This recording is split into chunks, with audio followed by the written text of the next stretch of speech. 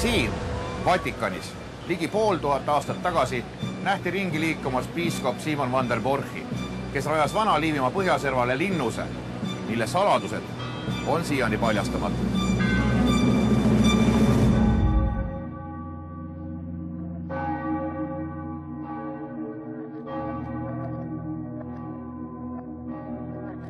Tollal Tallinna piiskopi ametit pidanud Simoni uus linnus jäi Vatikanist pea 3000 kilomeetri kaugusele. Võimas kaitserajatis oli peidetud kaugele eemale suuremast asustusest. Ka Tallinna poolt linnusesse jõudmiseks tuli läbida üle 100 kilomeetri pikkune tee. Tänaseks on kunagisest ehitisest järele jäänud ainult paemuuseumina tegutsev väravatorn. Piiskop Simon van der Borchi nimi on aga igaveseks kirjutatud maailmakaardile, sest eestipärane Porkuni kandis kunagi nime Borgholm. Porkuni asub muistsel järvedega ümbritsetud Küngassaarel. Lisaks restaureeritud linnuse väravatornile püüavad siin veel pilku 19. sajandil rajatud mõisahoone ja 50ndatel valminud kurtide laste õpetamiseks mõeldud koolimaja. Pealt näha vaikset ja kena külakest ümbritseb aga nähtamatu maailm, mis aeg-ajalt ennast ootamatult ka inimestele ilmutab. Uskuge või mitte, aga siin on ilmasõdu ennustav järv. Uppunud viikingilaevade vrakid, saladusi täis maa-alused käigud ja seletamatud nähtused, mis ka tänapäeval elanikele rahu ei anna. Saare lõunatipus läbi elatut on valmis meiega jagama õpetaja Küllike Laur. Võis olla öösel 12. Läksin sõbranna juurest koju, oli selline lühikene maa, aga tuli minna sealt pimedatest kohtadest nagu ka läbi, aga see oli just valgustatud koht, seal oli suur latern, mis valgustas teed ja järsku nägin, et minu ees läheb sellises tumedas, pikas, kõva kübaras mees. Tundus, et ma nägin selja tagant. Kõnnaku järgi võis öelda, et aastates 30 või 35 või. Ja tal oli selline pikk maani, selline keep või talaar oli õljus niiviisi. Nagu kõndis minu ees ja mina ise mõtlesin, et huvitav, et oli sügis küll, et ei olnud maardipäev, ei olnud kadripäev, et mis see nüüd on, et keegi teeb lihtsalt mulle, et teadis, et ma olen minemas koju, et keegi teeb lihtsalt nalja mulle. Ja hakkasin jooksma järgi talle. Ta jooksis eest, hakkas kohe jooksma ja jooksis niimoodi, et mäest alla, mägi läheb kurviga ümber nurga. Jõudsin sinna kurvi peale, ta võis olla must 50 meetrit eespool ja kui ma sinna kurvi peale jõudsin, siis ma teda enam ei näinud. Tänapäeval on sinna, kus sündmus aset leidis, ehitatud majad, kus ühes elab ka Külliki ema, endine Porkuni kurtide kooli direktor Tiiu Laur, kes on välja uurinud saare lõunatipu ajaloolise nime. Aga teda nimetati ka Kabelimäeks. Ja kui ta kas ta töötas siis kabelina või oli ta siis mingisugusel muul otstarbel siia ehitatud, tegutses tema siis samal ajal kui linnus. Ja see võis siis olla nagu üks siis nendest, kes siis sinna maati.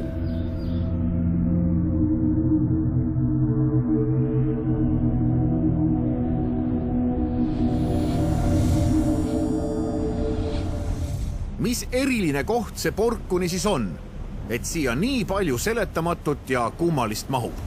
Miks piiskop Simon oma linnuse just Porkunisse rajas? Jääb saladuseks. Küll on aga tänapäevani säilinud Porkuni linnusevaremete joonised, mis tehti 1683. aastal.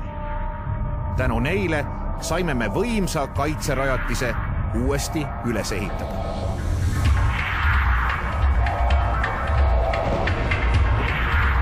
Just nii võis Porkuni välja näha siis, kui Simon van der Borch 1479. aastal oma uut linnust esimest korda vaatama tuli.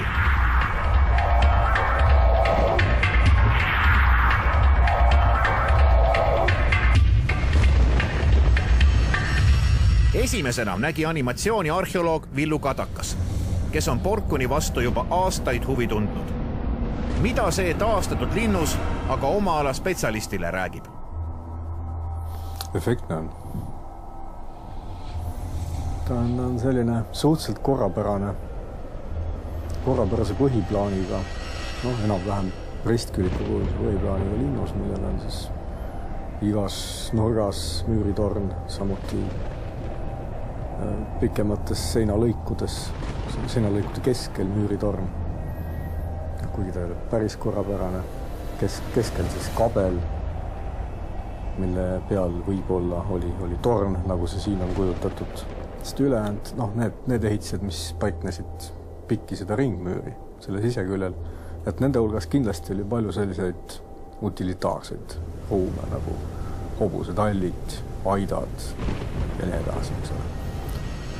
Paljud kohalikud usuvad tänapäevani, et Porkuni all sõitsid kunagi laevad. Räägitakse nii viikingite kui ka Taani laevadest. Siit järvedest algav Valgejõgi on 85 kilomeetrit pikk ja voolab Soome lahte. Järelikult ühendus Läänemerega on olemas.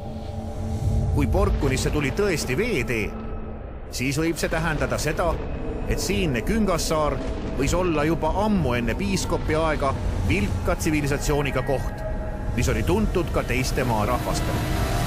Peale ujuvate saarte on Porkuni järvel veel üks omadus, mis võis juba ammu inimestele silma jääda. Nimelt jookseb järv aeg-ajalt veest tühjaks. Legendi kohaselt ennustab see suurte maailma hädade algust. Nii kadus vesi siit 1939. aastal enne teist maailmasõda. Enne Vietnami sõda, enne Nõukogude ja Afganistani konflikti ja enne USA vägede tungimist Iraaki. Kuhu siis Porkuni vesi enne ilmahädasid kaob? Aga võib-olla liiguks siis siit allapoole, lähme niimoodi ümber järve, siis seal on ka päris mõnusaid asju. Sa tead neid? Jah. Neid radu siin teada. Geobioloog Enn Parve on Porkuni Küngassaarele mitu tiiru peale teinud ja leidnud põnevaid kohti nii saare peal kui ka teisel pool järvi.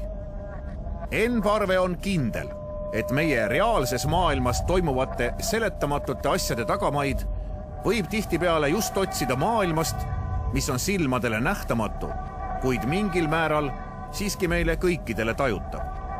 Kokkuvõtvalt võiks öelda nii.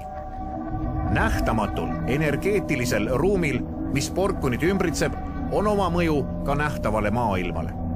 Üks eriskummaline koht asub teisel pool järve, linnusest läänes. Mõisa ajal kasutati seda platsi tantsupidude korraldamiseks, teadmata, et just siin võib Porkuni nähtamatu maailm ennast inimestele ilmutada. Üht minevikus aset leidnud lugu teab rääkida pea 100-aastane kohalik Siina Heinsoo.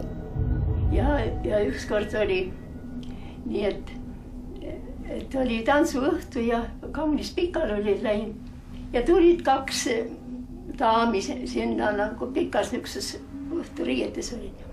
Ja ükskord, kes see pilli mängis ja see ma vaatanud, et hobusekabjad nendel all, täitsa hobusekabjad. Ja see on see sama koht või sama lagendik, kus need hallutsinatsioonid tekivad, eks ju. Täpselt selle koha peal, kus see pillimees istus, siin on, ütleme siis nõnda nimetatud energiasammas või väga energia koondumine. Ütleme,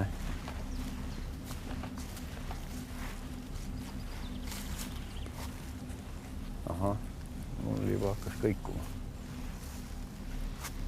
Aga ma otsin selle pillimehe koha täpselt ülesse.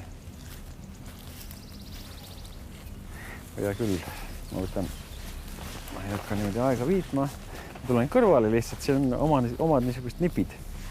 Ma küsin lihtsalt, et palun näita mulle täpselt seda kohta, kus see legendi pillimees istus. Nüüd ta hakkab mul teatud suunas lihtsalt liikuma, eks ju. Ja ma lähen lihtsalt selles sihis. Nii kaua lähen, kui ma jõuan selle pillimehe istumise koha peale, eks ole, ja siis ta reageerib, näe.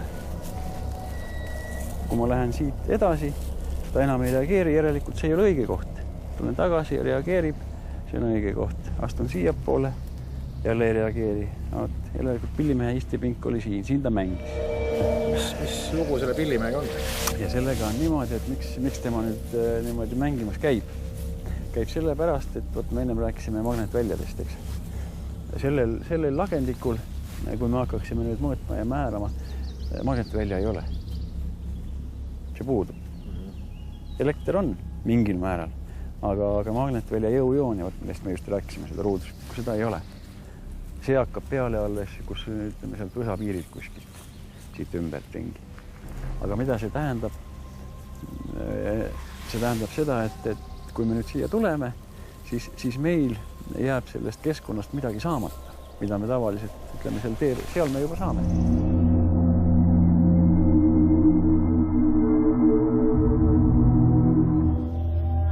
Kummalisi läbielamisi on tulnud ette ka siinses mõisahoones. Kui pärast 16. sajandil toimunud Liivi sõda jäi Porkuni linnus lagunema, sai just mõisahoone Porkuni vaimukandjaks. Praeguse kivist Härberi ehitas vana puumaja asemele 1874. aastal Ludwig von Rennenkampf. Rennenkampfide suguvõsast räägib meile Eesti tuntuim sugupuude uurija Fred Buss.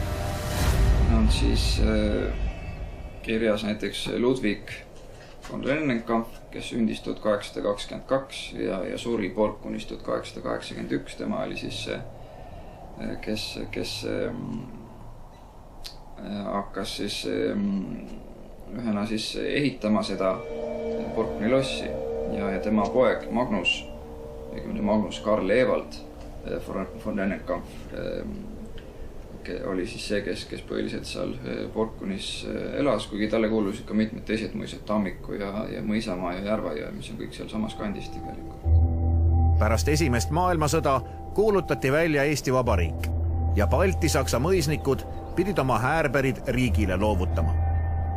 Mõisa kolis sisse kurtide kool, mis õpetab erivajadustega lapsi tänapäevani. Kohalik Lembit Tiigimäe teab Rennenkampfide lahkumisest üht huvitavat lugu rääkida. Kui see, Eesti Vabariik võttis ära, siis mõistlik peast lossi. Ja lossi proua võttis kirve kätte ja lõi need palmid maha sealt seest. Neid ma tõi jätta ka siia. Rennenkampfide perele jäeti teisel pool järve tallidega kokku ehitatud hoone, mille aknast avanes vaade nende endisele uhkele kodule.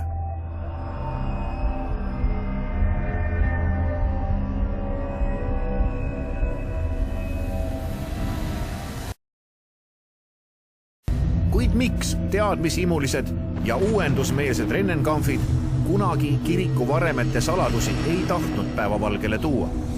Nii et see vana Rennenkampf oli hakanud kaeva midagi. Ta tuli skeletilt välja ja siis ta olevat öösel unes näinud, seda ma kuulsin täna oma sugulasest. Et see oli öelnud, kui sa nüüd neid kontist neid lahule ei jäta, et siis see loss kukub sulle kaela. Ja vana Rennenkampf oli lasknud panna selle kaevamise kinni, et mitte minus käikune rohkem kaeva. Kurtide kooli tulek mõisa südamesse aitas veelgi rohkem Porkuni saladusi varjata. Viimsedki vanad müüritükid lõhuti laste turvalisuse huvides maha. Porkuni vanas Härberis magasid nüüd mõisahärrade ja preilide asemel kooliõpilased ja õpetajad. Viimaste magamistoad asusid lossitornis, kus peagi hakkasid juhtuma kummalised lood.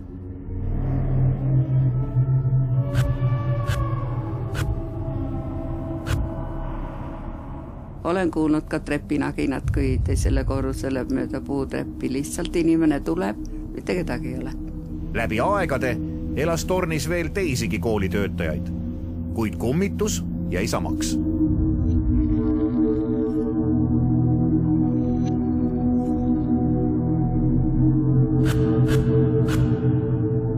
Ja tulid selged sammud diagonaalis üle selle toa, kus mõlemad poolt tulid uksed lukus, tulid selged sammud, niimoodi naks.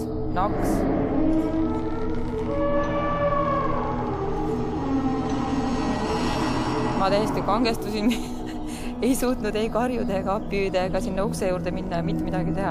Lihtsalt istusin ja passisin, ma ei kujuta ette 10 minutit, mis seda ust, siis võtsin julguse kokku, läksin sinna ukse juurde, keerasin lukust lahti, mitte kedagi ei olnud.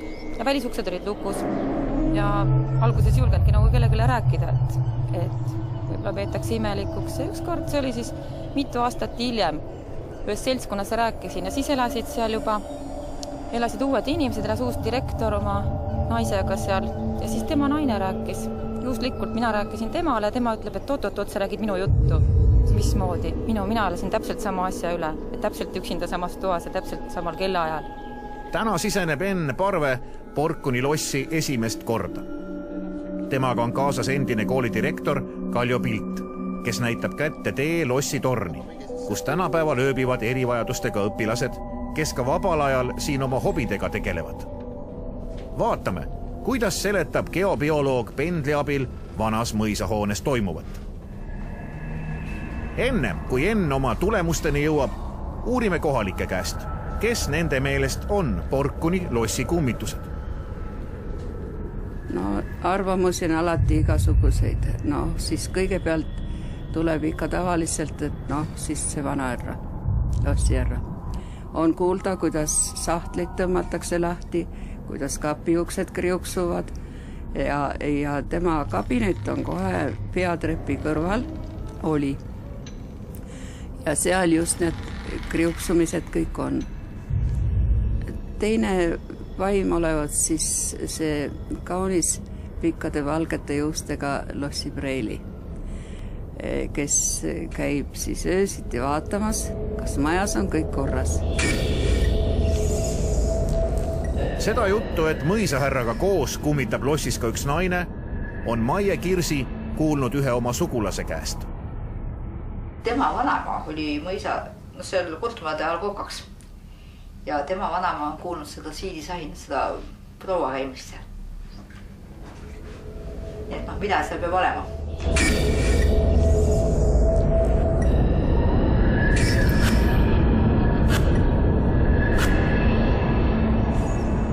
Kui selles suhtes ollakse üksmeelel, et kummitav härrasmees on Porkuni mõisa rajaja ehk vana Rennenkampf, siis kleidisaba sahistava naise isiku suhtes üksmeelt ei ole. Siiski on üks väga konkreetne kahtlusalune. Maie Kirsi vaarema Kati sündis Porkuni mõisatööliste perekonda. Tänu oma vanusele avanes Katil erakordne võimalus veeta oma lapsepõlv mõisapreiliga mängides. Ja kuna nende vanem tütar Kati oli sama ealine, mis oli Ingeborg, siis Kati võeti sinna mõisa Ingeborgi mängukaaslas ja kui tuli see aeg, kui Ingeborg pidi kooli minema, siis temale muidu kooli ei viidu, vaid tal oli koduõpetaja. Ja ka Kati sai täpselt sama hariduse, mis sai see Ingeborg. Perereliikviast juuksenõel, millega Maie lossi osutab, on kunagine mõisapreili kingitus Katile. Ingeborgi isikutuurides jääb aga mulje, et ta oli kummitus juba oma eluaja. No sellisest inimesest oli nagu raske midagi leida, sellepärast, et ma vaatasin nende Rennkampfide sugupuud, kes seal koha peal siis Porkunis või siis vahepeal Tallinnas, vahepeal Tammikus, Simunagi järgkonnas elasid. Ja ühtegi Ingeborgi nimelist nende suguvõsas ei ole. Kas tõesti võib tegu olla lihtsalt ühe perekonna legendiga, millel tõepõhja all ei ole? Pärast mõisnike sugupuu täpsemat uurimist selgub aga üks potentsiaalne kahtlusalune, kes oli tõesti vana Rennenkampfi tütar. Sellel Evald von Rennenkampfil, temal oli näiteks üks õde küll, Eliise Otilia Wilhelmine, kes sündis 1862. No, tema oli siis sellest Kadriorgusest 5 aastat noorem. Võis mingil põhjusel ka olla, et teda kutsutigi Ingeborgis. Vana Rennenkampfi tütar, kes kunagi ei abiellunud, suri Porkuni lossis 1914. aastal. Kas võib tema olla see vaim, kes siiani siidisaba sahinal öösiti lossis ringi käib? Nüüd aga vaatame tähelepanelikult. Kas Enn, kes ei mõisnikest ega rahvajuttudest midagi ei tea, jõuab meiega samadele tulemustele? Küsime praegu üldse need mitme kummitusliku energiaga meil siin torniruumides tegemist on.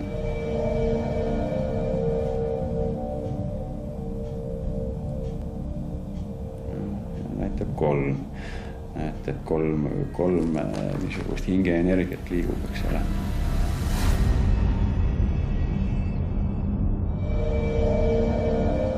Uskumatu üllatus saabub aga siis, kui Enn küsib kummitava isiku surmadaatumit. 1900 alla, jah. Paarkümmend aastat. Paarkümmend aastat 1900 alla. Ka see sobib kokku vana Rennenkampfi elusaatusega, kes suri 1881. aastal Porkuni lossis vanadusse. Kokkuvõtteks võib öelda, ühel meelel usutakse, et üks kummitus on vana lossihärra, kuid salapärase naise asemel näitas Ennu Pendel hoopis 2 kummitavat last, kes mitu sajandit tagasi olla koos järve ära huppunud. Kui Porkuni paemuuseum sai 2007. aastal 15-aastaseks, otsustas muuseumi juhataja Ella Vikk teha esimese sammu Porkuni nähtamatu maailma tutvustamiseks. Tema eestvedamisel rajati energiarada, mille eesmärgiks oli siinsete legendide ja pärandite säilitamine ning levitamine. No energiaraja mõttele viisidki need geobioloogid. Tekkiski seos, et kõik need energeetilisemad kohad on ju seotud legendidega. Kas Porkuni nähtamatu maailm võis olla põhjuseks, miks piiskop Simon van der Pork otsustas oma linnuse just siia rajada ja sellele kohale oma nime anda? Kas piiskopi pärandit tuleb otsida siit, linnuse varemetest või sügavatest Vatikani arhiividest? Või saavad müsteeriumid seletatud alles siis, kui me selleks valmis oleme?